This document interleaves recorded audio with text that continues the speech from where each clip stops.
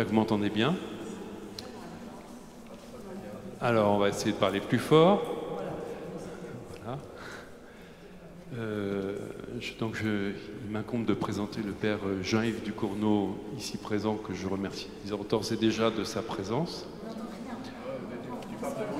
Bon, alors, on va essayer. Donc, père Jean-Yves Ducournau, vous êtes prêtre lazariste, vous êtes chanoine honoraire de Saint-Louis des Invalides, vous êtes aumônier militaire en réserve citoyenne, après avoir exercé plus de 30 ans d'actif dans l'armée, à diverses fonctions et sur différents terrains d'opération, en Afrique, en Afghanistan, au Kosovo, au Liban, et j'en oublie d'autres, mais vous pourrez rectifier. Vous avez été également aumônier de personnes à la rue et également aumônier de prison. Il vous arrive aussi de prêcher des retraites auprès des filles de la charité. Nous vous avons invité à l'occasion de la sortie de votre dernier ouvrage, que vous pourrez vous procurer bien entendu tout à l'heure. Il s'agit d'actualiser la biographie de Saint Vincent de Paul, et cela vous a été demandé par les lazaristes à l'occasion des 400 ans de la fondation de la congrégation. Vous avez déjà à votre actif plus d'une quinzaine d'ouvrages publiés. Donc vous pourrez en retrouver un certain nombre à la sortie. Et vous pourrez également vous les faire dédicacer. Point important, les droits d'auteur sont reversés à l'association Terre Fraternité, qui contribue financièrement au soutien des soldats blessés en opération extérieure et aussi lors d'accidents. Donc nous aurons à la fin de la conférence un temps de questions-réponses, et pendant ce temps-là, nous passerons une corbeille afin de contribuer au coût de fonctionnement de ces conférences. Nous vous remercions par avance de votre don. Mon père, je vous cède donc la parole, et je vous souhaite à tous, comme le dit bien le sous-titre de son livre, de vivre pour le meilleur cet échange, puisque c'est le sous-titre de son ouvrage.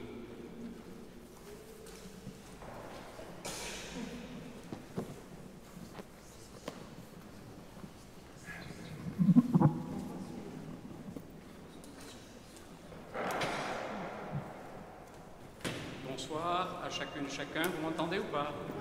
Non plus.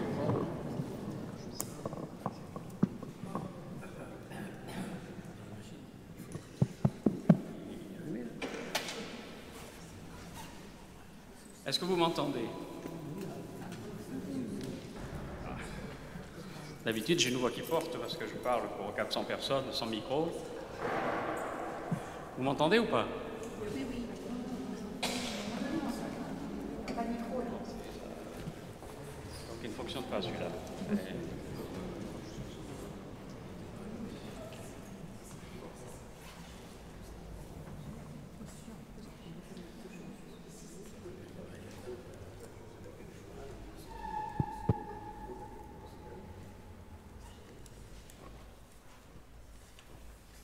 Est-ce que vous m'entendez? Ah, les miracles de la technique. Quand même, dans ce monde de communication où tout le monde parle, hein, voilà. Bon, je suis heureux d'être là parmi vous ce soir pour vous présenter peut-être pas la vie de Saint Vincent de Paul comme ça, parce que d'abord, elle est là. Ensuite, vous la connaissez certainement un peu. Donc je m'arrêterai plutôt sur un thème bien précis qui est finalement la bienveillance. Parce que parmi vous, il y a sans doute des bénévoles de la Société Saint-Vincent, il y a aussi peut-être d'autres personnes qui s'occupent de personnes en difficulté. Donc il est bon finalement de poser quelques bases sur la bienveillance et nous laisser éclairer par le grand saint du grand siècle qui est Vincent de Paul. Alors tout au long de cet exposé sur la bienveillance qui est le lieu de rencontre du Christ pour Saint Vincent, vous allez voir défiler des diapositives concernant évidemment Saint-Vincent, mais aussi ses relations. Donc beaucoup de personnes qui vont défiler, Louise de Marillac, le cardinal de Richelieu, Mazarin, Jean-Jacques Ollier et plein d'autres personnes qui vont un petit peu montrer l'actualité toujours vivante de Saint-Vincent à travers les siècles. Donc je propose que nous commencions et juste avant de démarrer le diaporama, je fais comme Saint-Vincent le faisait à chaque fois qu'il prenait la parole pour donner un entretien aux filles de la charité ou au père Lazariste. Il priait. C'est pas original, non, mais c'est bien. Parce que Vincent est d'abord un homme de prière, avant d'être l'homme d'action que l'on connaît, l'homme de la charité, c'est d'abord un orant, c'est d'abord un contemplateur de la grâce divine. Donc c'est jusqu'au milieu du XIXe siècle, toutes les représentations de Saint Vincent de Paul étaient Saint Vincent missionnaire. Si vous allez à Rome, vous allez à la basilique Saint-Pierre et vous avez la grande statue de Saint Vincent en missionnaire, avec la croix levée et le vent de l'esprit dans les ornements liturgiques. Jusqu'au milieu du XIXe siècle, il n'y avait que ça comme représentation de Saint Vincent. Puis ensuite, comme ce siècle du XIXe est un siècle dit social, notamment avec Léon XIII et l'encyclique Rerum Novarum, qui est la première encyclique dite sociale, bien qu'il y en ait eu avant, l'Église s'intéresse particulièrement au monde des ouvriers. Et à partir de ce moment-là, on a commencé à représenter Saint Vincent de Paul avec son habit de soutane noire et toujours portant des enfants dans ses bras. C'est la représentation souvent que l'on connaît aujourd'hui, mais n'oublions pas que d'abord, il est missionnaire. Je supplie Dieu de tout mon cœur de vouloir mettre en nous les dispositions nécessaires pour accomplir toute notre vie sa très sainte volonté en quelque temps, en quelques lieux et avec qui que ce soit, de daigner par son infinie miséricorde nous pardonner les fautes que nous avons faites contre la sainte obéissance et agréer la résolution que nous prenons de vivre et de mourir sous l'obéissance pour son amour. Et sur cette confiance, je prononcerai les paroles de bénédiction sur vous. Plaise à Dieu, en même temps que je les prononcerai, vous envoyez la force de son esprit par la vertu de sa parole. Au nom du Père et du Fils et du Saint-Esprit.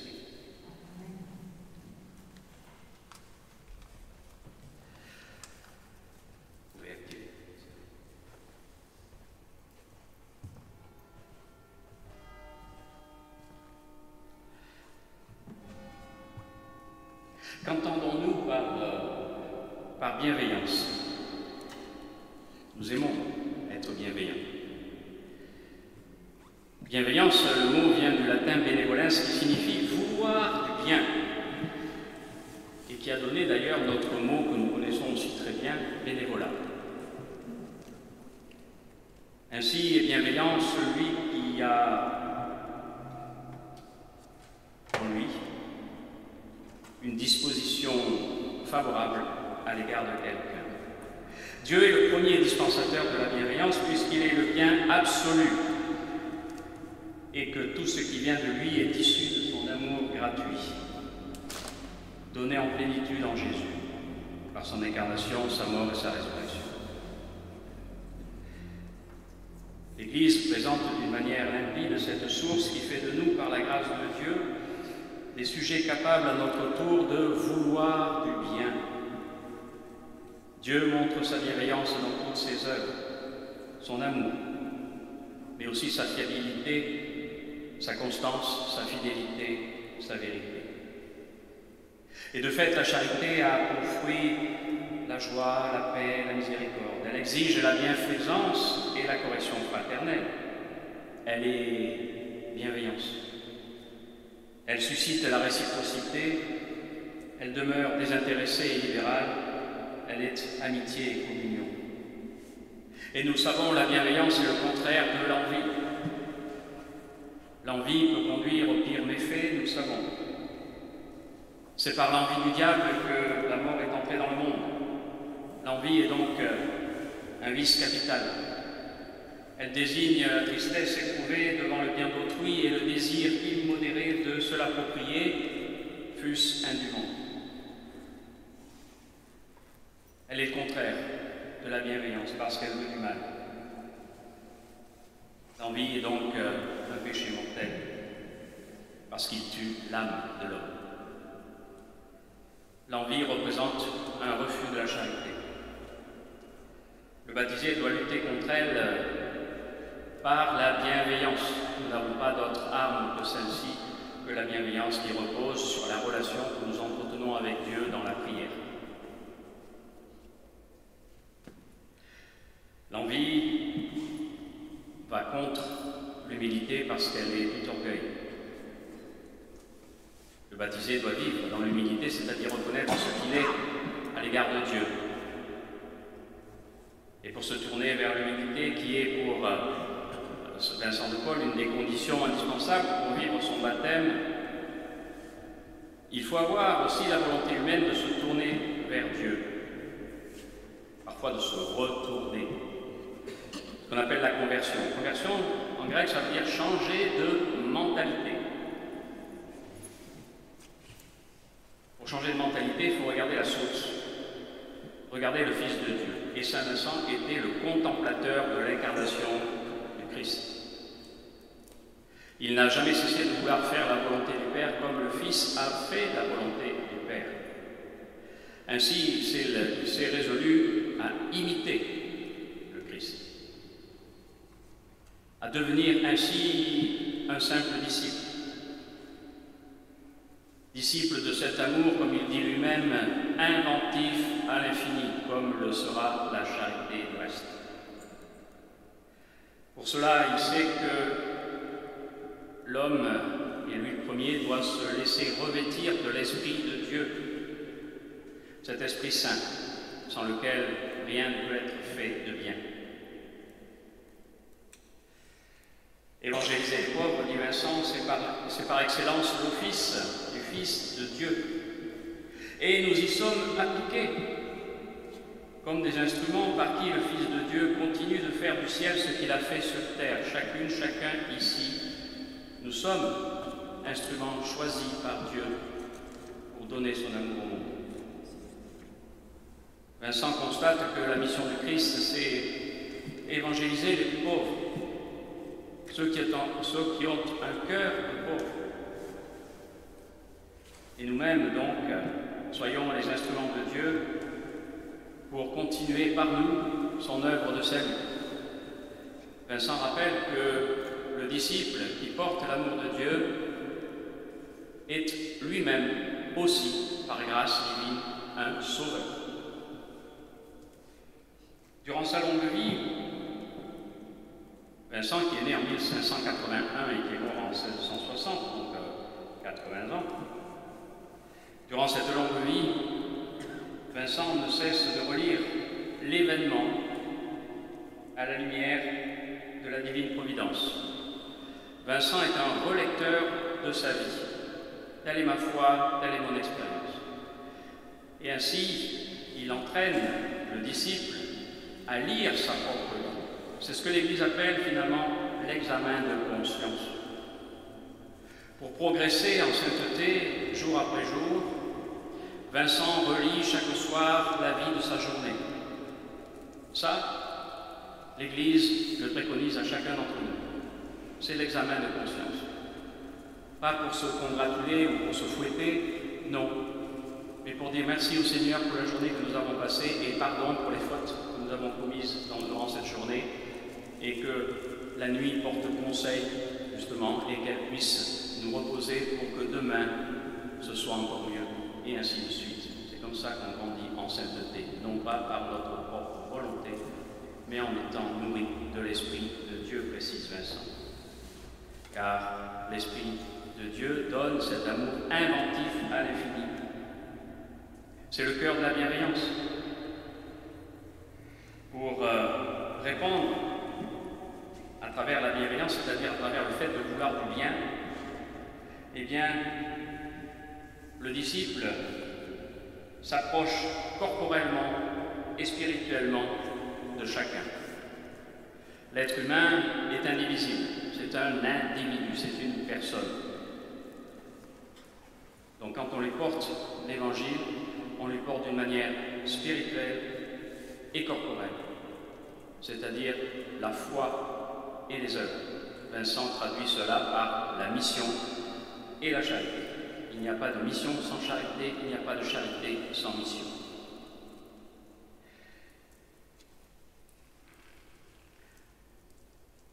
Vincent relie la parole de Dieu et c'est vraiment la base de notre spiritualité de baptisé, la parole de Dieu.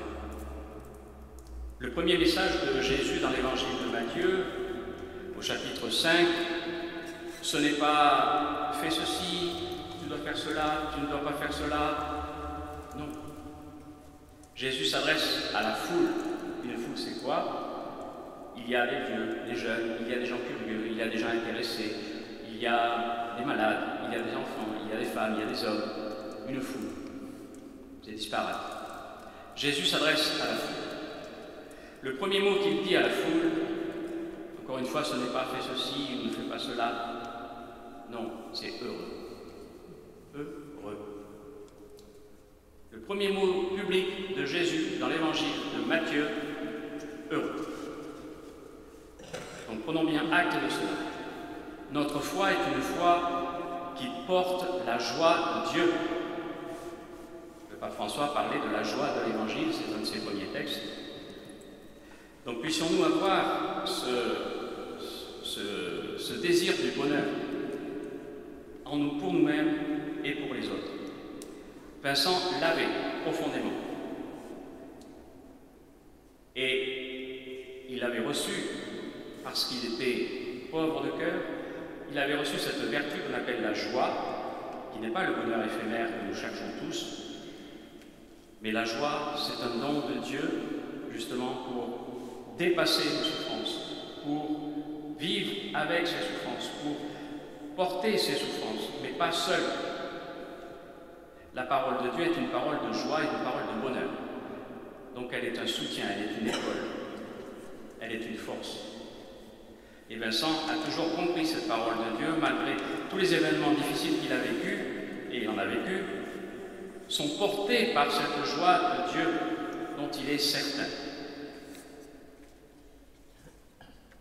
Vincent a compris ainsi que la bienveillance de Dieu à son égard, c'était de combler ses propres pauvretés, les combler de sa riche présence, réconfortante et sanctifiante.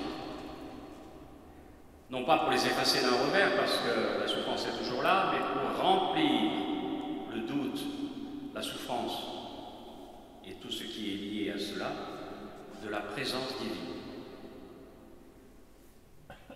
Ainsi, c'est dans les propres misères de Vincent que finalement cet homme a découvert toute la miséricorde du Seigneur.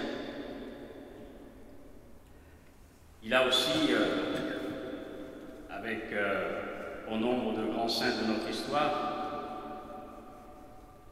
il a perçu que la première bienveillance de Dieu à l'égard de l'homme était de le sauver du mal.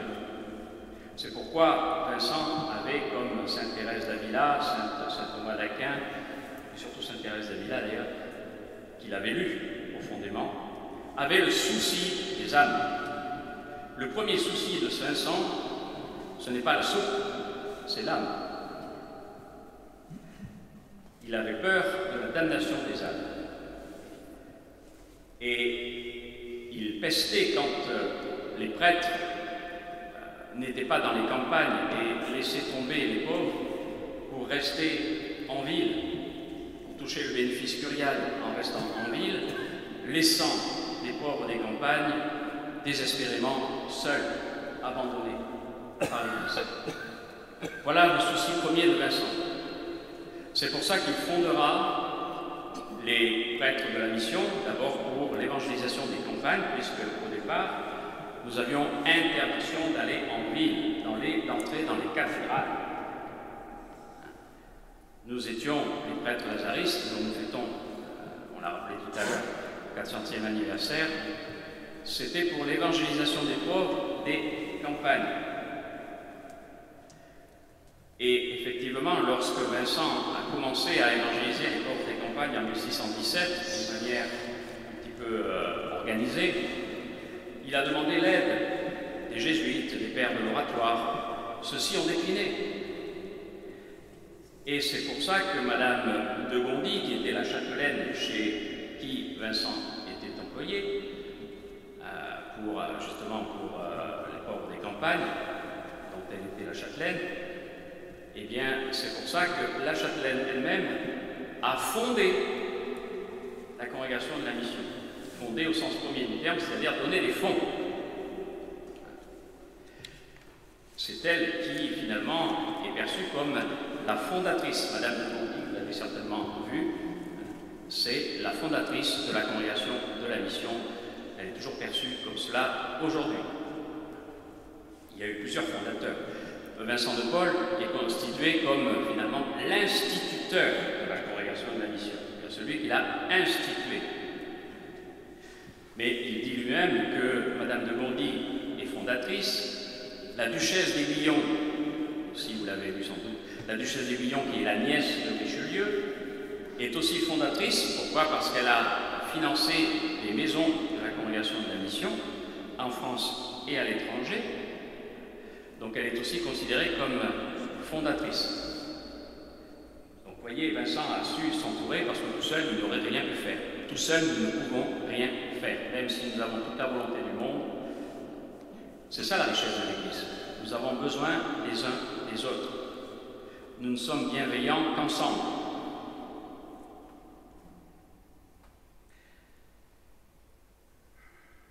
Durant sa formation théologique, lisant les pères de l'Église,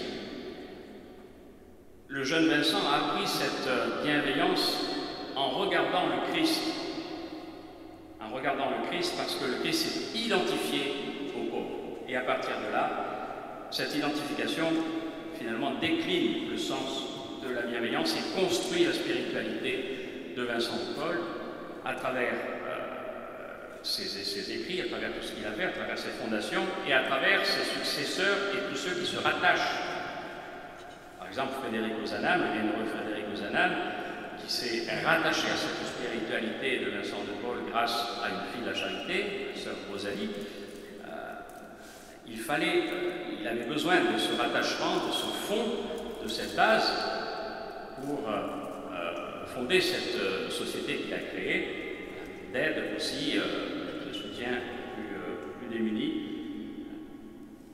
qui continue de vivre aujourd'hui et certains ici en font partie. Vincent médite, je l'ai dit, c'est des passages d'écriture.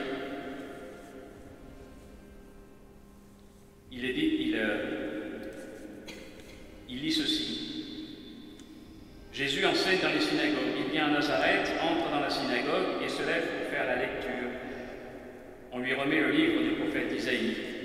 Il trouve le passage où il est écrit « L'Esprit du Seigneur est sur moi parce qu'il m'a consacré par l'onction pour porter la bonne nouvelle aux pauvres. » Porter la bonne nouvelle aux pauvres. Voilà la mission du Christ. Et cette mission se décline, et là nous sommes dans la mission, se décline par la charité. Et la charité, on la trouve, là c'est dans le Saint-Luc, qui reprend le texte d'Isaïe. Mais dans Matthieu, on a le pôle charité avec ce fameux passage dit du jugement dernier dans Matthieu 25. « Venez les bénis de mon Père, recevez en héritage le royaume qui vous a été préparé depuis la fondation du monde. Car j'ai eu faim et vous m'avez donné à manger, j'ai eu soif et vous m'avez donné à boire, j'étais un étranger et vous m'avez accueilli, nu et vous m'avez vêtu, malade et vous m'avez visité, prisonnier et vous êtes venu me voir. En vérité, poursuit Jésus, je vous le dis, dans la mesure où vous l'avez fait à l'un de ces plus petits qui sont mes frères, c'est à moi que vous l'avez fait. » Voilà, mission et charité. Voilà les deux pôles principaux, voilà les deux pôles sur lesquels repose toute la spiritualité vincentienne. À partir de là, on ne peut pas séparer la mission et la charité. On ne peut pas séparer ce passage de l'évangile de Luc du passage de l'évangile de Matthieu.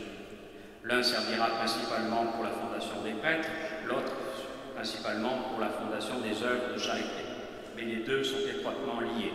Quand Vincent allait fonder une paroisse sur la demande d'un évêque, ou même sur la demande du plus haut, puisque Richelieu lui-même a demandé à Vincent de Paul de fonder des paroisses, notamment dans sa ville de Richelieu, c'était la première, et Vincent a toujours fait, donc, en mettant les prêtres lazaristes, les filles de la charité et les dames de la charité. Les trois ensemble. Pas les prêtres tout seuls, pas les filles de la charité tout seuls, non, ensemble. Mission et charité. Parce que pour Vincent, être bienveillant, c'est corporellement et spirituellement. Il dira aussi plus loin, d'une manière affective et d'une manière effective. Ça, c'est du Saint François de Sales.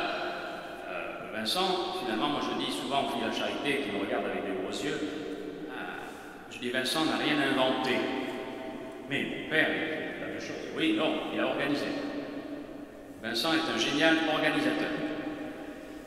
Il regarde l'expérience par l'expérience. Il regarde ce qui se fait.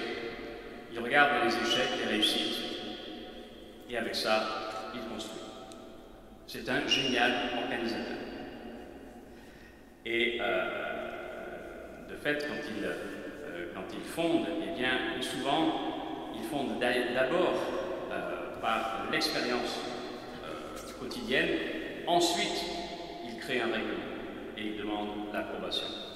D'abord, c'est l'expérience qui dessine la foi qui dessine l'expérience. Les deux sont encore liés. Et donc, cet affectif et cet effectif qui est riche chez Saint Vincent, qui est pris donc en Saint François de Sales, je le disais. L'affectif, c'est quoi? C'est l'amour affectif doit devenir amour effectif. Mais l'un existe avec l'autre. L'amour affectif, c'est je reconnais que je suis aimé de Dieu. Si je ne reconnais pas ça, il faut qu'on me le dise. Le pauvre ne le sait pas, parce qu'il vit dans sa misère. Il plie, il ploie sous le poids de la souffrance, de l'injustice, de la misère. Il ne voit pas d'amour. Il ne se sent pas aimé, ni des hommes, ni de Dieu. La mission de Saint Vincent en son profit, c'est de lui dire qu'il est aimé de Dieu. C'est-à-dire qu'il est en amour affectif avec Dieu. C'est ça la bienveillance. La première bienveillance, c'est dire à celui que nous croisons qu'il est aimé de Dieu, quel que soit son itinéraire, quelles que soient ses chutes, quelle que soit sa vie de barreau de chaise. Quand j'étais aumônier de prison, si je commençais à juger les gens et que je me mettais au-dessus d'eux en disant « moi je suis tranquille, j'ai jamais fait ça », j'aurais pas pu être aumônier de prison. Si je vais vivre ma bienveillance et mon bénévolat en disant « moi je suis fort, moi je fais des bonnes choses, etc. et je me mets au-dessus de l'autre », je me trompe.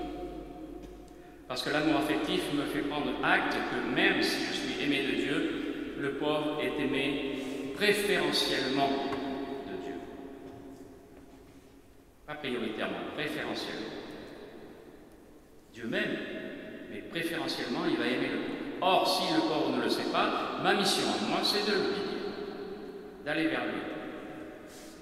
Mais de lui dire aussi par la mission et par la charité. Encore une fois, les deux ne sont pas séparables. Et ainsi, il y a donc l'autre partie, l'amour effectif. Parce que reconnaître que je suis aimé de Dieu, que l'autre est aimé de Dieu, ça ne suffit pas. Je ne vis pas une relation directe avec Dieu.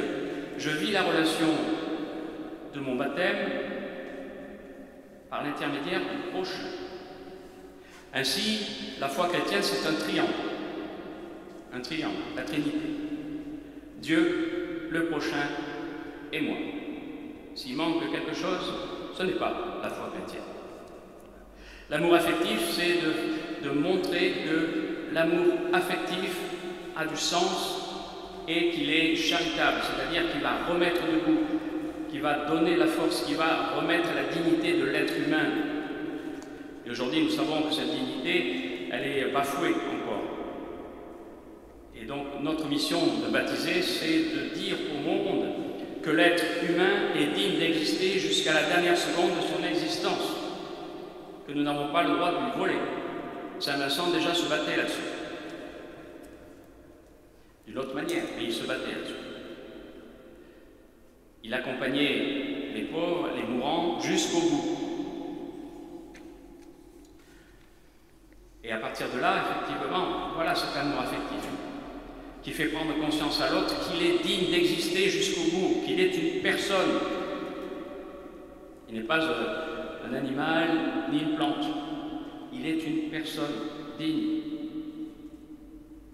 Voilà aussi cette bienveillance. Oui, elle est exigeante, et le Vincent le sait. C'est pourquoi il faut, à l'image de Saint Vincent et à l'image de ce que fait le Christ, poser son regard sur l'autre. Nous avons des yeux, c'est fait pour voir. Mais le regard que nous avons, finalement, laisse transparaître le regard du cœur, le regard de la foi. Quand Jésus, et ça Vincent l'a noté plusieurs fois, quand Jésus approche d'un pauvre, approche de quelqu'un qui est en souffrance, qui est en manque, que fait Jésus? Il pose son regard sur lui et l'aime. Si vous lisez l'Évangile, vous allez retrouver ça. Avant toute chose, Jésus pose son regard sur lui. Donc lui redonne finalement sa qualité de personne. Et à partir de là, il y a l'amour qui passe. Et c'est cet amour qui réchauffe. Vincent a toujours eu ce souci de regarder les pauvres comme cela. Et des fois, il dit justement, parce que ce qu'on voit du pauvre, eh bien, c'est ce qu'on a envie de voir. Et par exemple, ses méfaits, sa colère, la façon dont il vit. Tournez la médaille, Vincent. Tournez la médaille. Et vous verrez que le Fils de Dieu a voulu être dans ces pauvres. Oui, c'est difficile parfois. Oui, c'est exigeant. La bienveillance est exigeante. Parce qu'elle nous envoie vers celui qui ne nous ressemble pas, qui attend de nous beaucoup, parce qu'il attend de Dieu sans le savoir. Et nous savons qu'il ne s'agit pas de sanctifier le pauvre, la théologie ne sanctifie pas le pauvre, comme n'accuse pas d'ailleurs idéologiquement le riche. La théologie, finalement, de Saint Vincent exerce un discernement. La bienveillance est à ce prix pour qu'elle soit juste. La charité, ce n'est pas la naïveté. La charité, c'est un discernement. Parce que la charité se partage, la charité se vit, la charité, finalement, c'est quelque chose de bon parce que ça vient de Dieu. Dieu est charité. C'est la force de Dieu. Donc petit à petit, celui qui est bénéficiaire de la charité s'ouvre à l'amour de Dieu. Ça fait partie de notre mission et de notre charité. Vincent sait très bien qu'il y a cette difficulté. Allez de par le monde, portez l'Évangile, baptisez-les au nom du Père et du Fils et du Saint-Esprit. Oui, c'est un défi. Mais voilà la mission et voilà la charité.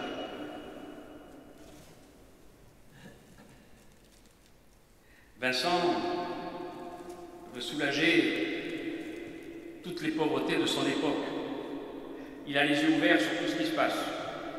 Si la charité est inventive à l'infini, malheureusement, la misère aussi. Et nous le voyons encore aujourd'hui. À l'époque, si vous voulez, Vincent constate que les malades sont sans soins. Les victimes d'épidémies sont obligés de se barricader derrière leur porte pour mourir, sans aucun soin. Les affamés quêtent dans les rues et sont parfois pourchassés et enfermés pour ne pas déranger les bien-pensants. Les paysans ruinés, couverts de dettes, sont envoyés aux galères. Vincent sera justement grâce à M. de Bondy, l'époux de la fondatrice, aumônier réal des galères. Donc c'est-à-dire aumônier de la galère de roi, et à partir de là, responsable de tous les aumôniers. Il n'y avait pas encore la marine royale, puisque celle-ci date de Colbert en 1668, mais Vincent est nommé aumônier réal des galères, responsable des aumôniers. Donc il a envoyé ses prêtres lazaristes sur les galères, et c'est finalement le fondement même de la présence de Vincent de Paul et des lazaristes auprès des armées. Depuis 1636 ensuite, ça c'est en 1619, mais en 1636 il y a eu une célèbre bataille, la bataille de Corbie, qui a été remportée par les Français, notamment Condé, mais on a failli perdre. Corbie c'est pas loin de Paris, et c'était les Espagnols avec les Hollandais qui envahissaient le nord de la France, et finalement ils étaient pas loin de Paris, et Louis XIII est venu voir Vincent de Paul, qui avait créé sa congrégation 10 ans avant. Il n'y avait pas foule. Il devait y avoir une trentaine de prêtres, il plus, il y avait des frères aussi. Et il dit à Vincent, je veux que vous me donniez 20 prêtres pour les armées. J'en ai 30. Donc il en a quand même envoyé 10. Et depuis 1636, il y a toujours eu des lazaristes au sein du diocèse aux armées, qui est aujourd'hui le diocèse aux armées. C'est pour ça que ça fait partie aussi de notre vocation. Et Vincent de Paul s'est toujours cru être d'abord l'aumônier général des galériens. Partout où il y avait des galères, c'est-à-dire à Marseille et à Bordeaux notamment, donc il allait à Marseille, il allait à Bordeaux, il entrait dans les chiourmes et il exigeait des gens qui s'occupaient qui maltraitaient les galériens, qui étaient encore une fois des paysans ruinés. Et ils payaient, ils avaient une punition de 1 an, 2 ans, 3 ans, mais souvent ils mouraient sur place. Et donc en fait, on les oubliait dans les chiourmes et ils y mouraient. Et Vincent a tout fait pour qu'ils puissent être mieux être considérés et puis aussi être nourris. C'est à ce moment-là que Vincent a obtenu le fait que ces hommes qui ramaient dans les galères royales puissent avoir un peu de viande. Donc il s'est battu comme ça, il s'est battu et il s'est toujours... et il allait lui-même... On raconte qu'il a pris la place d'un galérien, il a pris les chaînes d'un galérien et il s'est mis à ramer. C'est une image que vous connaissez peut-être de Saint-Vincent. Alors, est-ce vrai, est-ce faux? C'est possible. Voilà. Saint-Vincent est capable de faire ça. C'est un responsable des galères qui lui a dit puisque vous aimez tant les gens qui sont là, eh bien faites comme eux, allez, prenez la place. Très bien, je le ferai. Il s'est mis, finalement, il a déstabilisé le mal en faisant le bien. C'est ce que le pape François rappelait d'ailleurs, hein, qu'on déstabilise le mal en faisant le bien. Ça surprend. Et à partir de là, cette personne qui s'occupait des galériens a pris acte que ces personnes n'étaient pas des animaux, mais étaient des hommes. Et à partir de là, Saint-Vincent a pu envoyer aussi les filles de la charité pour porter la soupe. C'était une espèce de soupe populaire. Et ce n'était pas évident parce que les filles de la charité, c'est des jeunes filles. Et entrer dans les chiourmes, fenêtre, hein, on descend même au fond de la galère, et avec le pot de soupe.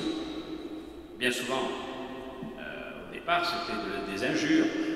Les galériens jetaient la soupe sur les filles de la charité. Les filles de la charité remontaient et elles pleuraient dans les bras de Saint-Vincent. Et Saint-Vincent disait, tu reprends un bol de soupe et tu redescends. Ah oui, il fallait le faire. Et petit à petit, comme ça, voilà. Encore une fois, déraciner le mal par le bien. Petit à petit. Voilà la bienveillance. Oui, c'est un travail. Oui, c'est difficile. Mais c'est ce que Saint-Vincent a voulu faire et a voulu donner à ses disciples. Oui, ça fait mal. Mais la force des filles de la charité, la force des prêtres lazaristes, c'est qu'ils sont en Église. Notre force à nous, c'est parce que nous sommes baptisés en Église et que nous sommes une famille et que nous nous portons les uns les autres. Et nous avons tous la même mission, qui est une mission de charité. Et nous nous portons les uns les autres, nous portons nos missions respectives. C'est ça qui fait notre force. C'est pour ça que la prière a du sens. La prière, ce qu'on appelle la prière universelle durant notre messe du dimanche, par exemple, c'est cela, c'est une prière incarnée. C'est une prière incarnée, on prie pour des personnes qui vivent cette foi et qui ont besoin de notre soutien, parce qu'elles vont vers les uns et les autres qui ne connaissent pas encore Jésus. C'est ça la force de la prière. Alors nous savons évidemment que l'homme est loin de ressembler, je ne sais pas, j'ai encore du temps, mon chef? Oui, ça va, on a encore du temps. Alors c'est armé, hein? Pardon.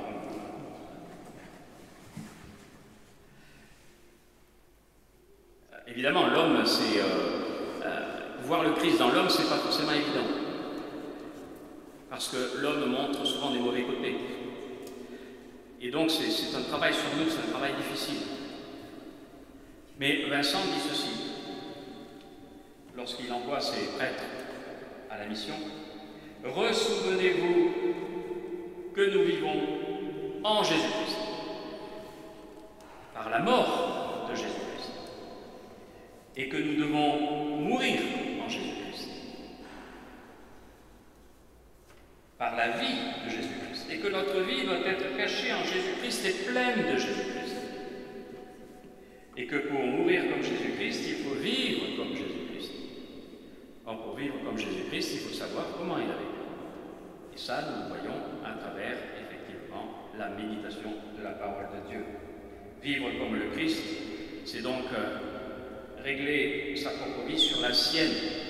Si nous pensons que le Christ est notre vie, que le Christ est notre bonheur, que le Christ est notre joie, que le Christ est la joie de l'homme, nous n'avons pas d'autre chemin finalement que celui-là, parce que le Christ c'est le chemin, la vérité et la vie. Qu'est-ce qu'un chemin? Un chemin, c'est pour aller d'un point A à un point B. Et le chemin, il est fait parfois d'embûches, il est long, c'est pas une errance le chemin. On sait où on va. Nous ne sommes pas des errants, nous sommes des marcheurs de l'Évangile.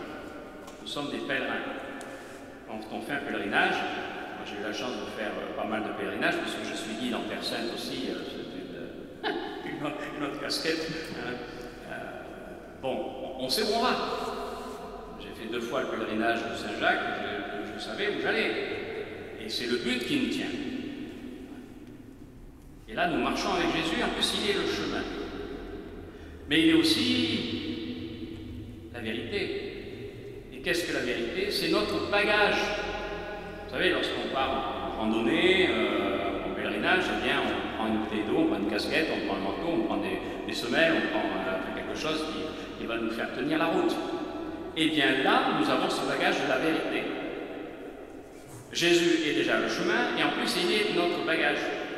Il nous donne ce qu'il est. Pour aller où? Vers la vie. Voilà notre but. Quand Jésus dit « Je suis le chemin, la vérité et la vie », Vincent le comprend comme ça. Nous marchons avec Jésus, c'est lui qui nous porte parfois. Il nous donne comme bagage léger sa vérité, la vérité, il n'y en a pas d'autre, pour aller dans la vie. Et ça, le Christ le donne à tous. Mais tous ne le savent pas, en particulier ceux qui croient sous la misère. Voilà le rôle des chrétiens, voilà la mission des chrétiens, voilà la charité des chrétiens.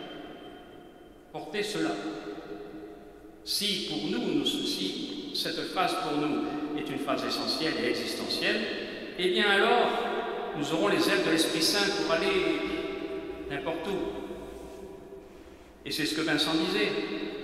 Pour avoir ces ailes de l'Esprit Saint, il faut se tourner sans cesse vers Dieu, justement pour le prier, lui demander cette force. Chaque fois, la prière du début, c'était ça. Saint Vincent demande la force de l'Esprit pour aller dans cette mission. Voilà, Jésus, la vérité, le chemin et la vie.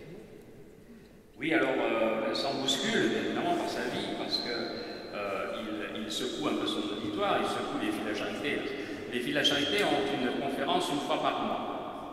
Les prêtres, il va chez les sœurs et elles ont droit à un enseignement par mois. Elles ont aussi un père général qui fait d'autres enseignements aussi. Et après, les pères lazaristes ont aussi des entretiens avec Vincent parce qu'il bouscule et il leur dit si vous êtes là et que vous n'allez pas porter l'évangile, à quoi vous servez? Vous êtes des chrétiens en peinture. Voilà l'expression de Vincent. Et il dit aux filles de la charité, vous avez revêtu la robe de la charité, il faut être digne de ce vêtement et que ce vêtement soit porté par votre cœur. Parce que fille de la charité, ce n'est pas ni Vincent de Paul, ni Saint-Auguste de Marillac, ni les autres lazaristes de la charité qui ont donné cette expression, ce sont les pauvres eux-mêmes. Vincent voulait les appeler les filles de la Providence. Et ce sont les pauvres qui ont dit, voilà, en voyant ce que les filles de la charité faisaient, en voyant ce que ces humbles femmes faisaient, eh bien, ils les ont appelées les filles de la charité. Et Vincent a trouvé ça extraordinaire, et Louise de Marillac aussi, en disant, voilà, la grâce de l'Esprit Saint. Elles ont l'identité de Dieu. Filles de Dieu. Il dit à ses prêtres, par exemple, qui pourra voir l'extérieur bien composé, à l'intérieur rempli de grands sentiments de Dieu? Ah, on peut être très fort. On peut passer des heures en prière dans le petit cocon spirituel. Oui, mais après, c'est ce que dit Vincent. Et quand il est question de travailler pour Dieu, de souffrir, de se mortifier, d'instruire les pauvres, d'aller chercher la brebis égarée, hélas, il n'y a plus personne. Le courage nous manque. Le courage, c'est une vertu qui vient du cœur, c'est la même racine. Non, non, ne nous trompons pas. Toute notre œuvre est dans l'action de la charité. Donc oui, ce n'est pas simple dans la lutte contre la misère et dans la joie de l'Évangile. L'Église, Vincent est dans l'Église, l'Église se réalise et se sanctifie. Et Vincent disait souvent, quand il écrivait ou quand il parlait, virgule, la grâce de Dieu aidant. Si vous lisez ce livre, vous l'avez plusieurs fois. La grâce de Dieu aidant. On ne fait rien sans la grâce de Dieu. Saint Thomas d'Aquin, que Saint Vincent a étudié, puisqu'il a eu quand même le baccalauréat en théologie, qui n'était pas notre bac d'aujourd'hui, hein, parce que le bac d'aujourd'hui, c'est le bac à sable, il faut être clair. Le baccalauréat de théologie, ça équivaut à une licence, même doctorat. Et donc il étudiait Saint Vincent et il a pris acte de cette grâce de Dieu. Saint Vincent a étudié Saint Thomas, il a pris acte de cette grâce, de la grâce qui est prévenante, dit Saint Thomas d'Aquin.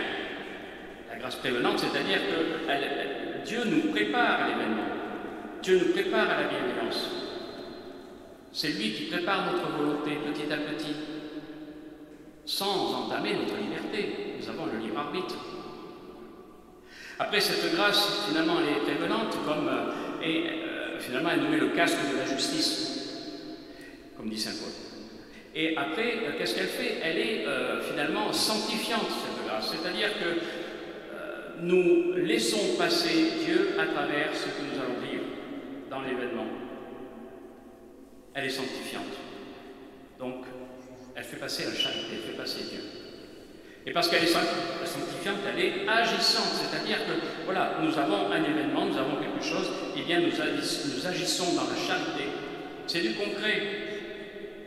C'est des actions visibles qui remettent l'homme debout. Puis ensuite, cette grâce de saint Thomas d'Aquin, et saint Vincent a pris cet acte-là, elle est subséquente. C'est peut-être un mot un peu plus compliqué. Ça veut dire qu'elle a de la conséquence. Il y a du résultat. Petit à petit, pas forcément le lendemain, pas forcément le jour même, mais il y a du résultat. La grâce est toujours agissante. C'est pour ça que Vincent disait la grâce de Dieu aidant. Nous ne faisons rien sans la grâce de Dieu.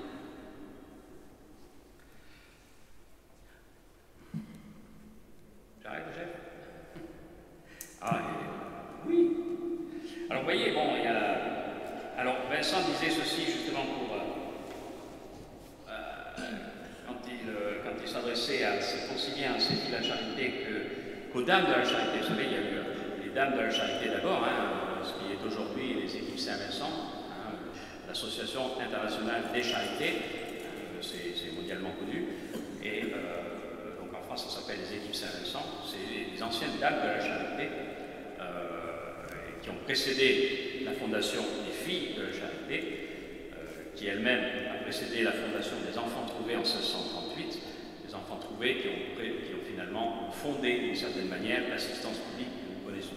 Donc les œuvres de Vincent continuent, la grâce de Dieu aidant. Donc voilà Vincent qui nous dit quelque chose d'important. Abandonnons-nous à la providence de Dieu.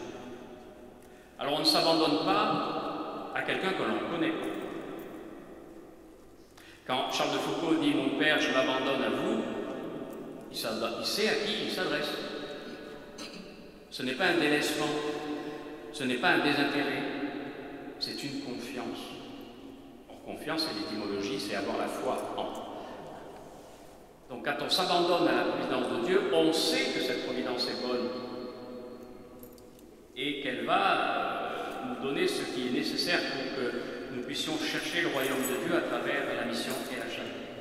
Donc abandonnons-nous à la providence de Dieu et, dit Vincent, gardons-nous bien de la devancer. Des fois on a des idées formidables, bon, voilà. Et voilà, posons bien les choses. Surtout lorsque nous sommes dans une association, dans une conférence, etc. Voilà. C'est bien d'avoir des idées et ne travaillons pas seuls. Quand Vincent parle, il dit abandonnons-nous ensemble et laissons faire la divine providence. Gardons-nous bien de la devancer. S'il plaît à notre Seigneur me donner quelques consolations en notre vocation, c'est ceci. Que je pense qu'il me semble que nous avons tâché de suivre en toutes choses la grande providence et que nous avons tâché de ne mettre le pied que là où elle nous a marqués. C'est ce que François de Sales disait aussi. Sois là où Dieu t'a planté. Grandis là où Dieu t'a planté.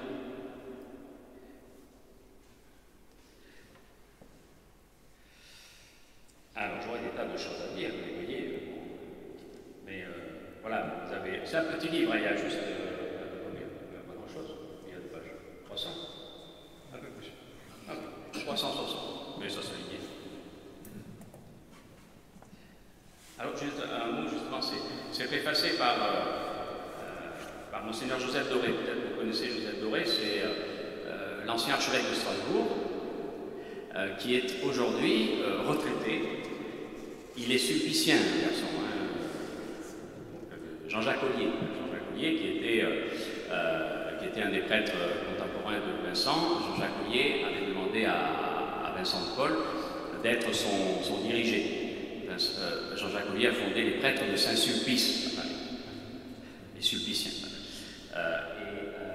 Donc Monseigneur Joseph Doré, après avoir quitté l'archevêché de Strasbourg et puis avoir vécu quelque temps chez ces Sulpiciens, a demandé à intégrer la congrégation de la mission à Paris comme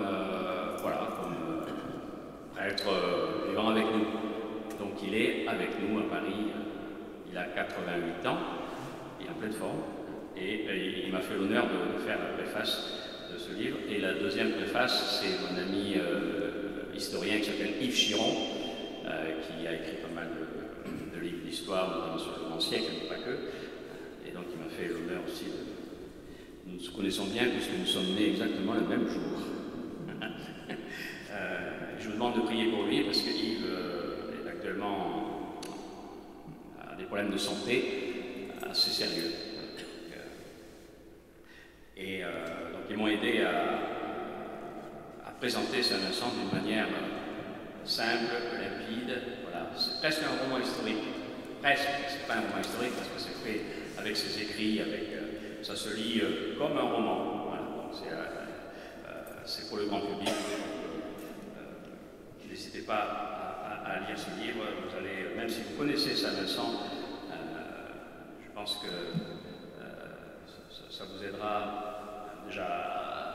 beaucoup de textes de Saint-Vincent, il n'y a pas beaucoup de biographies où il y a des textes de Saint-Vincent comme ça. Je suis dans ma congrégation, nous avons une petite chapelle des prêtres, à l'étage, rue de Sèvres. Et si vous allez à Paris, il faut aller à la chasse de Saint-Vincent, hein, il faut aller quand même prier devant la chasse de Saint-Vincent de Paul. Vous allez à la rue du Bac, où il y a la chapelle de la médaille miraculeuse, et puis vous faites 200 mètres, vous avez la chasse de Saint-Vincent de Paul, qui vous attend. Et donc au-dessus, il y a une petite chapelle, et il y a un grand tableau où on représente la mort de Saint-Vincent. Saint-Vincent est illuminé de grâce déjà, et tous ses confrères sont autour. Il y a des jeunes, des moins jeunes, et on reconnaît les deux supérieurs généraux qui ont suivi Saint-Vincent. Et donc le livre, c'est l'animation de ce tableau. C'est-à-dire que Saint-Vincent est au milieu de ses confrères, et il y a deux confrères qui posent des questions. Voilà. Les jeunes veulent savoir. Et bien, Saint-Vincent répond. Voilà. C'est les 4 derniers jours de Saint-Vincent de Paul, et il raconte un petit peu tout ce qu'il a vécu, et puis les gens viennent le voir. La reine Anne d'Autriche, le cardinal Mazarin, qui est mourant aussi d'ailleurs, et la duchesse d'Aiguillon, les filles de la Charité. C'est assez dynamique comme lecture. Alors pour clore,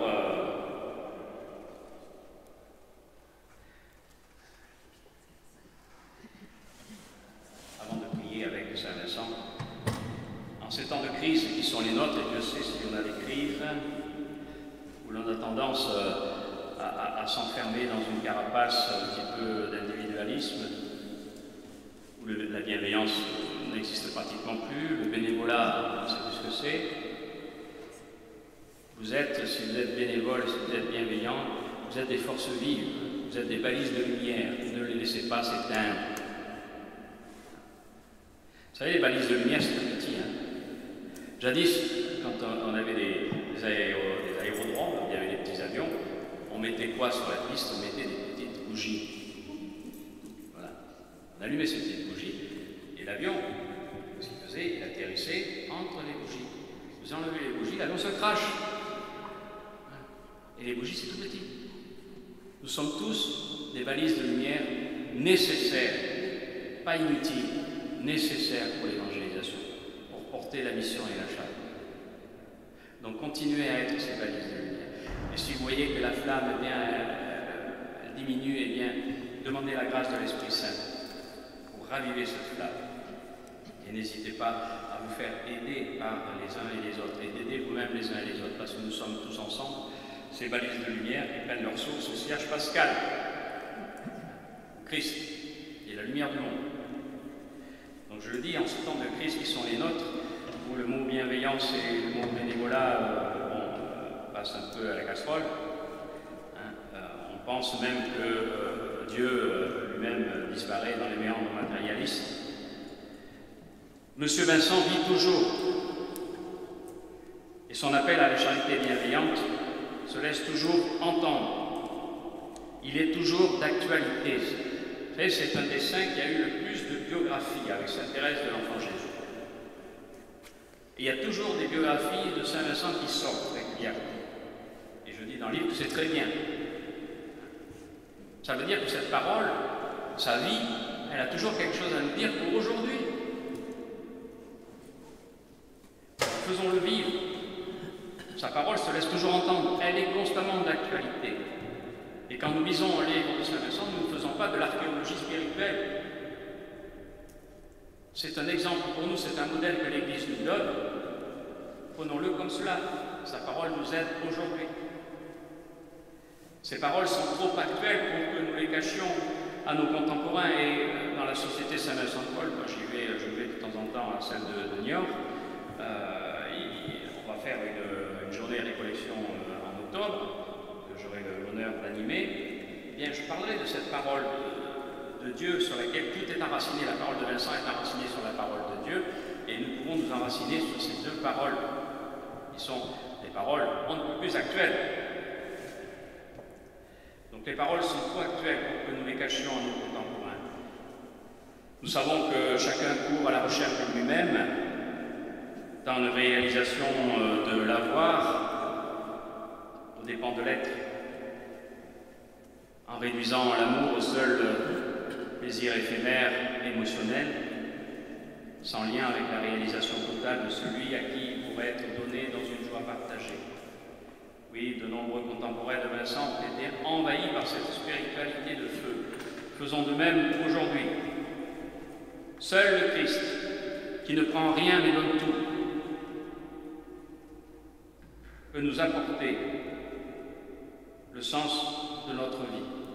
C'est lui qui peut combler notre désir d'être joyeux au service de l'Évangile par le don tout simple de ce que nous sommes. Ne cherchons pas à faire des choses extraordinaires. Soyons bienveillants, c'est-à-dire voulons du bien.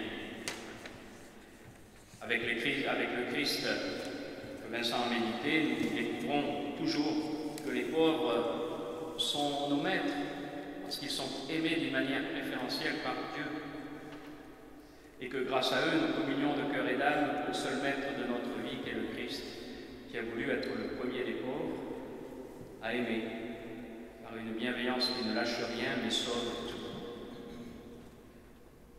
Prions.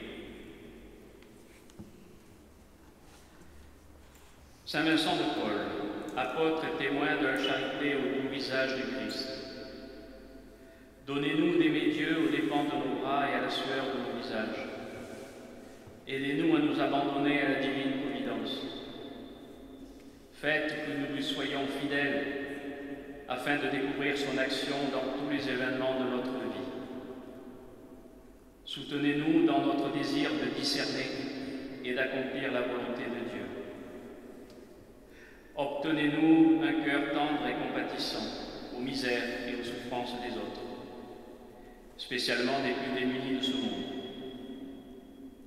Accompagnez-nous dans notre service des hommes, intercédez auprès du Fils de Dieu pour que nous devenions, par notre travail et notre bienveillance, des passionnés de l'Évangile du Christ.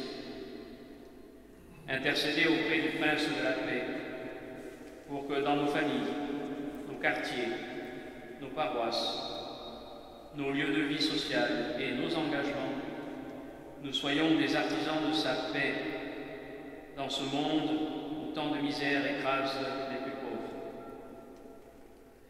Intercédez auprès de la très sainte Vierge Marie, elle qui a dit un oui éternel à Dieu, qu'elle soit notre mère et notre soutien, pour que nous construisions la terre fraternelle sur laquelle les pauvres pourront vivre dignement, et que, le jour où notre intime rejoindra l'ultime de Dieu, nous puissions avoir la joie d'être avec vous pour chanter à jamais la louange divine avec les pauvres, la grâce de Dieu aidant. Au nom du Père, et du Fils, et du Saint-Esprit. Merci de votre attention. Alors, si vous avez des...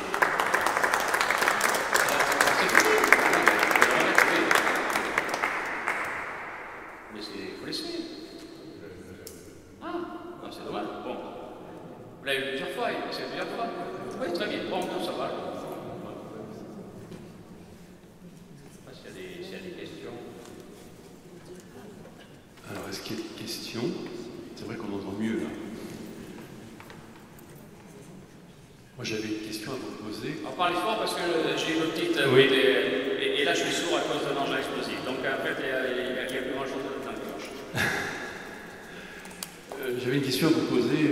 On a la chance de vous d'avoir un aumônier militaire qui a eu une grande expérience auprès des hommes sur le terrain.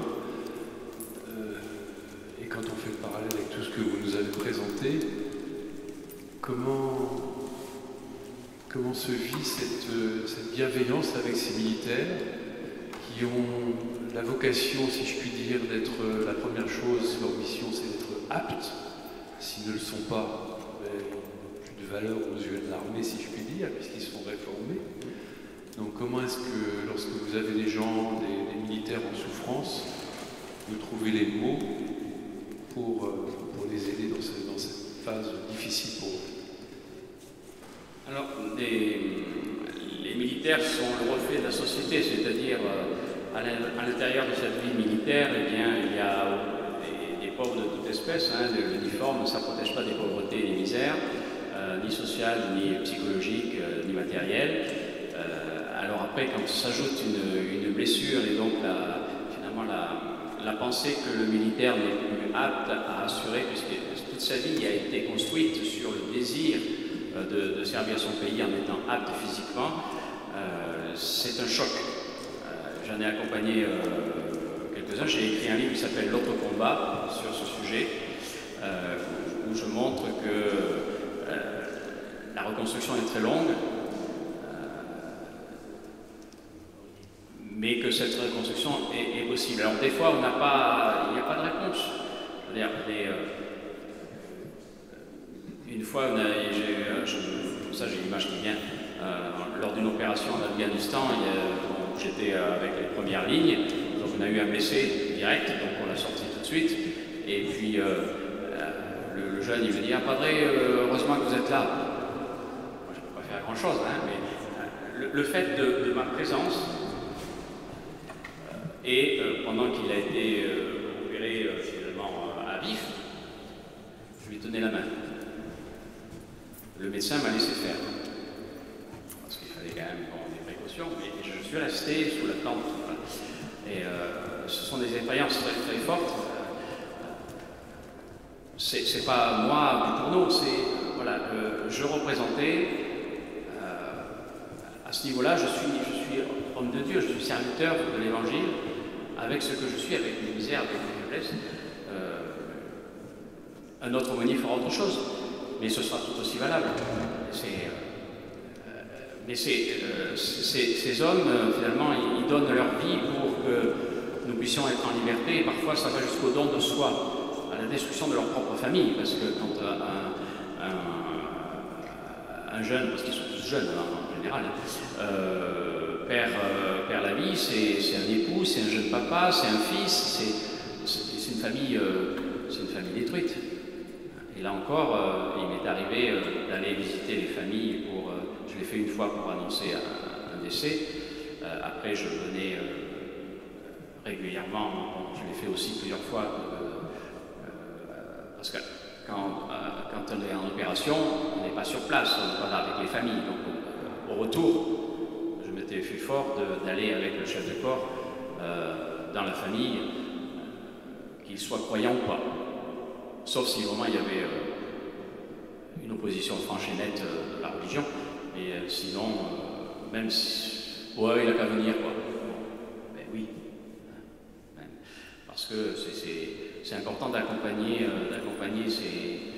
ces misères humaines. Parce que on est tous frères. Quand on perd un soldat, c'est une partie de nous-mêmes qui s'en va. Parce que c'est un fils de la nation, c'est un frère. Et c'est là où on voit aussi que la pauvreté, malheureusement, la misère, elle est inventive à l'infini, elle peut détruire. Parce que bien souvent, les aumôniers, les militaires qui sont en base, ou même en opération, ne veulent pas voir le padré, c'est le nom qu'on donne aux aumôniers catholiques, le padré, parce qu'on dit, tu vas voir le padré, mais tu vas pas bien dans la tête ou quoi? Voilà. On a l'impression que si on va voir le padré, si on va à l'aumônerie, c'est qu'on va pas bien. Si. Voilà. Donc, alors ça coupe, effectivement, donc c'est à moi d'y aller. Donc dans ce cas-là, ça fait partie de la bienveillance, c'est-à-dire prendre sur moi pour aller voir l'autre. Et là, il y a des dialogues qui se font, mais encore, c'est un enracinement. Moi j'aime beaucoup ce texte, ce passage de Jésus quand il est à Capharnaüm, à la synagogue. Un jour, il vient à la synagogue, voilà, où on lui présente le livre. Mais qu'est-ce qu'il a fait avant? Il s'est enraciné. Pendant 3 ans, 4 ans, 10 ans, il s'est enraciné. Il a découvert, il a écouté les uns, il a écouté les autres. Il n'a rien dit. Il était là. Voilà notre mission. Parfois, c'est ça. C'est être là. On ne sait pas ce qui se passe, on ne sait pas ce qui passe non plus dans la tête des gens, ni dans le cœur, mais être là, tout simplement. Voilà. Et ensuite, voilà, avec le temps, on peut avoir des discussions et puis des accompagnements. Des accompagnements qui peuvent aller, parce qu'encore une fois, mission et charité ne se lâchent pas, qui peuvent aller jusqu'au baptême. Baptême, communion et confirmation. que l'on fait en général pour les militaires au pèlerinage militaire international à Lourdes. Voilà. Donc, tout ça, il n'y aurait pas d'aumônier militaire sur place, sur les terrains, bah, il n'y aurait pas de baptême à Lourdes, tout simplement.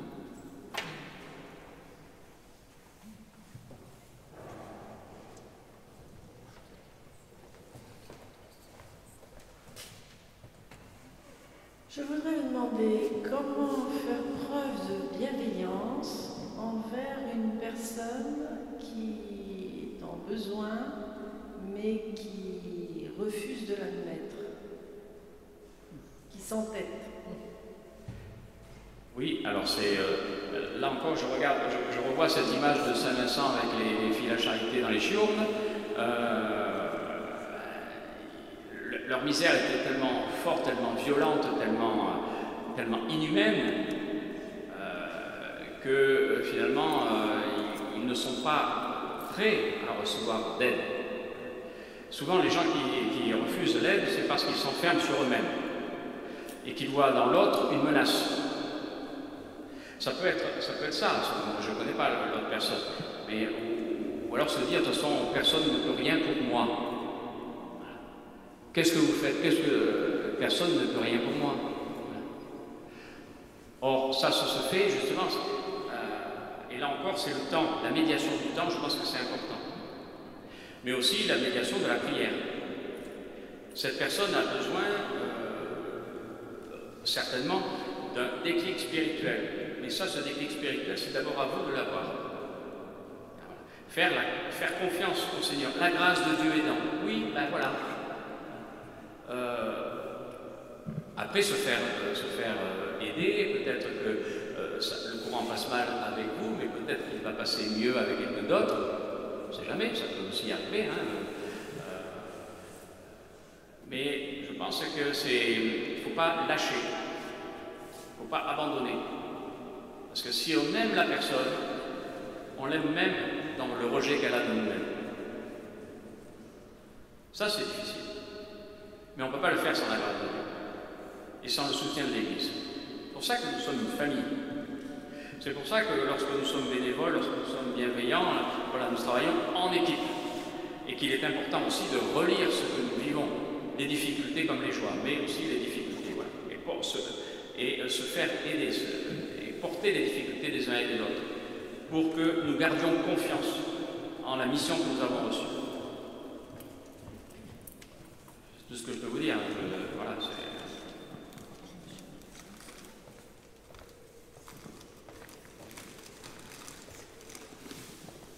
Je suis bénévole à Fontenay-le-Comte et entre 2 tiers et 3 quarts des bénéficiaires sont des musulmans. Comment je porte la parole de Saint-Vincent? Comment je la fais fructifier? Est-ce que vous avez quelques pistes auprès de cette population? Alors oui, ça c'est tout un sujet. Il faut ne jamais désespérer de la mission et de la charité. Dieu fait son travail. Ne pas enjamber la providence. Ce que Vincent nous demande, c'est de servir l'homme tel qu'il est. Parce que même s'il ne connaît pas Dieu, s'il n'a pas la même foi que nous, il est quand même aimé de Dieu. Oui, c'est pas simple. Et là, encore une fois, la charité n'est pas naïveté. C'est-à-dire que si, à un moment donné, c'est arrivé quand j'étais à Saint-Vincent à l'école, avec le Secours catholique, que je suivais régulièrement à Saint-Vincent, il y avait des musulmans qui venaient et qui insultaient les dames. Et une fois même, ils ont jeté les boîtes de conserve parce que il y avait des cochons, voilà, saucisses, lentilles, bon, ils n'avaient pas fait exprès. Et donc il y a eu des injures, les dames se sont excusées, bon, c'est pas évident d'avoir aussi des choses qui sont halal. Et là, j'ai dû intervenir. J'ai dû intervenir parce que justement là, il y a un abus de la part de ceux qui reçoivent. La charité, ce n'est pas la naïveté, ce n'est pas être écrasé.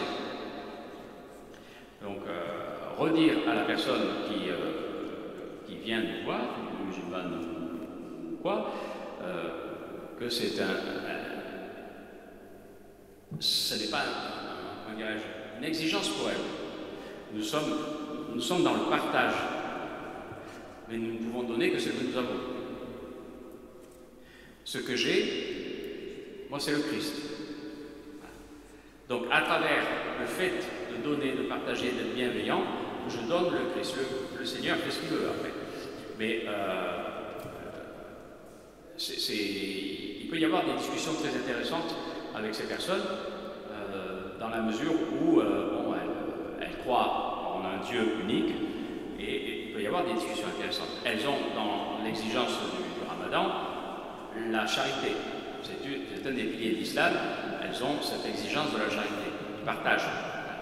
Donc ça peut être aussi des sources de richesse. Je me souviens d'une conférence qu'avait donnée Benoît XVI avec l'ayatollah Khatami, qui était l'ancien président iranien, qui avait été éjecté du pouvoir après parce qu'il était trop modéré. Mais ce monsieur, l'ayatollah Khatami, avait quand même un doctorat sur Saint-Augustin. Bon, on ne sait pas ce que les musulmans ont étudié sur le christianisme, on ne sait pas. Et ils avaient fait une conférence commune, tous les deux. Benoît XVI était quand même un intellectuel de renom. Et l'ayatollah Khatami avait dit, voilà, on ne peut pas discuter de théologie, on ne peut pas discuter de philosophie, on ne peut pas discuter de politique. Il n'y a qu'une chose qui peut nous rassembler, c'est la charité. Eh bien, travaillons là-dessus. Et c'est ce que nous faisons nous-mêmes avec les autres aumôniers, avec les aumôniers des autres cultes, notamment les musulmans. On ne va pas se lancer dans des discussions, machin, qui a raison, qui a tort, etc. Non. On est là au service de la personne, quelle que soit la personne. Donc on peut avoir des terrains communs de réflexion avec nos frères musulmans. Après, Dieu fait ce qu'il veut. Son temps n'est pas le nôtre. Évidemment, ça ne nous console pas quand, dans l'Évangile, dans les Épîtres, il est dit que pour Dieu, 1000 ans sont comme un jour. Ça ne nous console pas trop. Mais bon, là encore une fois, on n'enjambe pas la providence. Mais ce sont d'abord des êtres en souffrance. Ils viennent, ils ont des besoins. Et contentons-nous de ça. Je ne sais pas, j'ai répondu, mais...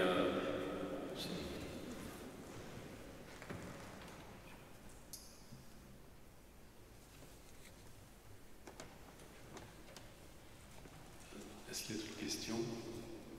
Moi, j'ai envie aussi de porter un peu de témoignage. Je portais témoignage parce que j'ai vécu une situation un peu similaire en région parisienne avec des musulmans qui venaient dans un accueil de jour pour sans-abri. On avait des filles de la charité qui étaient là et qui se sont fait également copieusement injurier. Voilà. Donc là, quelle attitude adopter? Et donc à la fin des séances, on se retrouve au niveau de l'équipe pour partager ce que nous avons vécu, le porter et ne pas garder pour nous aussi les difficultés, parce que c'est pas évident, même si elles sont filles de la charité, ça leur a jamais fait plaisir de se faire insulter. Eh bien, je me souviendrai toujours de cette fille de la charité qui a dit, mais tournons la médaille, ce que vous avez dit tout à l'heure. Donc même si la personne est difficile, pensons toujours à tourner la médaille pour se dire peut-être qu'il y a autre chose derrière, voilà, et que soyons attentifs à ça. Et effectivement, cette personne qui avait été très insultante, ça n'a pas été tout de suite, mais plus d'1 an après, on avait fait une visite dans une église pour la fête de Saint-Antoine de Padoue, et nous a demandé, mais est-ce que je peux venir comme musulman? Est-ce que vous m'acceptez? Alors que c'était une personne qui, 1 an avant, avait copieusement insulté une fille de la charité. Ouais, il faut du Seigneur sans impénétrable.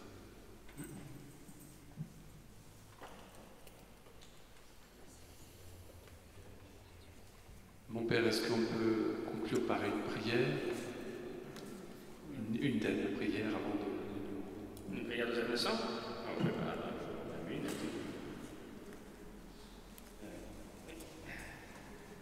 Il y en a plein de prières de Saint-Vincent.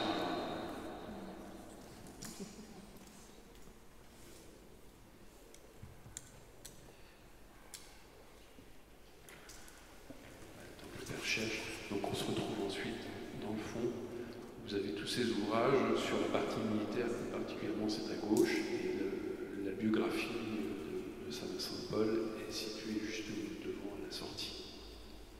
Voilà, il y a 2 tables parce qu'il y a 2 comptes, tout simplement. La Siloé d'un côté, et puis Et donc je vous rappelle que moi je ne touche rien. Mon plaisir c'est d'écrire et de partager. Après le reste.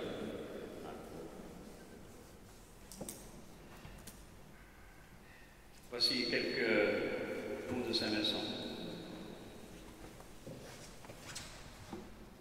Ô mon Dieu, je vous donne mon cœur tel qu'il est.